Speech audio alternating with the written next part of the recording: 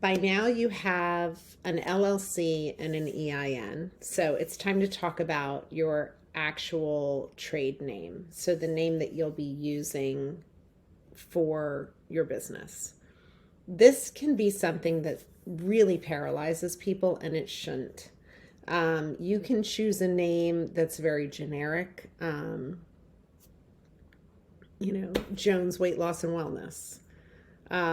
So you can use a version of your name. You can use, you know, Stanley Medical Weight Loss. You can literally just pull a name out of the air. It doesn't have to be meaningful.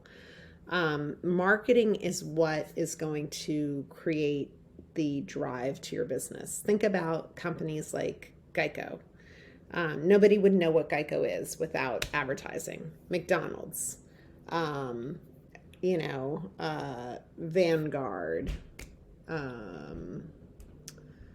you name it, and pretty much any business without the marketing, you wouldn't necessarily know what it was. So your marketing and the tagline that you use to represent your business is what will really make or break your business.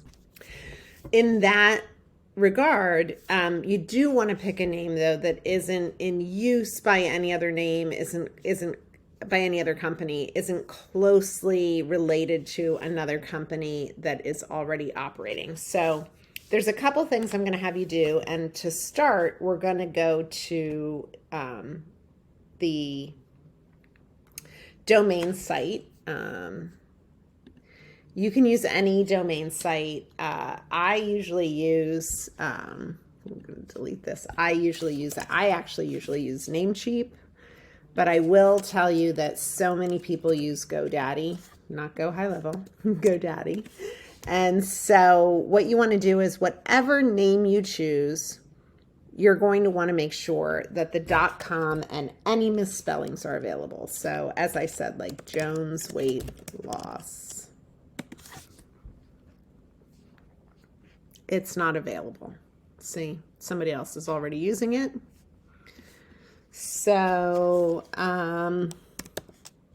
Dr. Pepper weight loss. I'm just being ridiculous. Obviously, nobody's going to choose Dr. Pepper weight loss. But you know what? Actually, the only problem with using a name like this is that you'd probably be sued by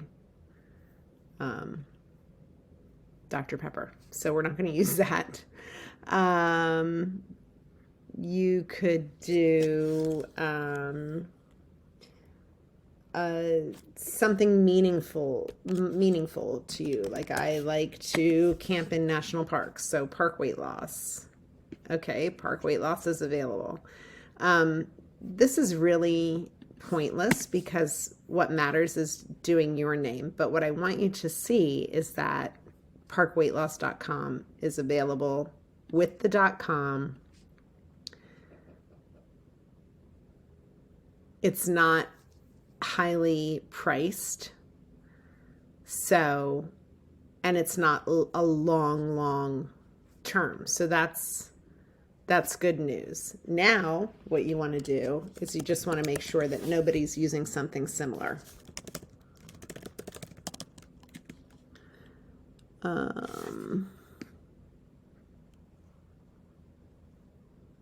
So there's no Park Weight Loss, Mountain Park Health, Mason Park Medical.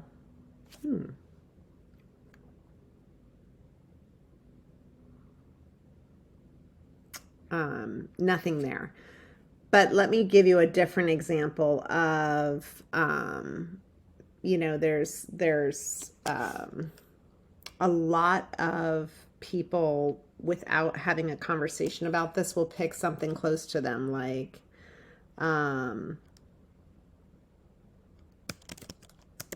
this is just purposeful because I know this is close to me. So Lankenol weight loss.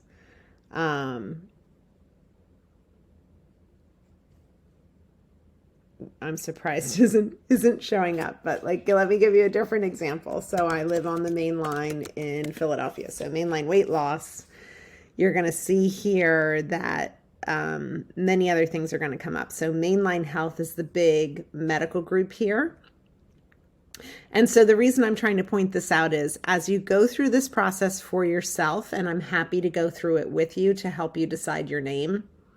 If I were to go with Mainline Weight Loss, I might be risking Mainline Health Group suing me or serving a cease and desist for using something similar to their name for a medical clinic.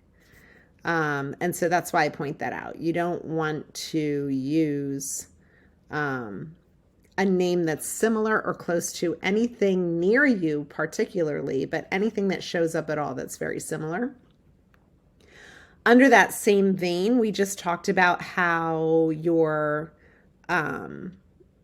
taglines and things like that will impact your company.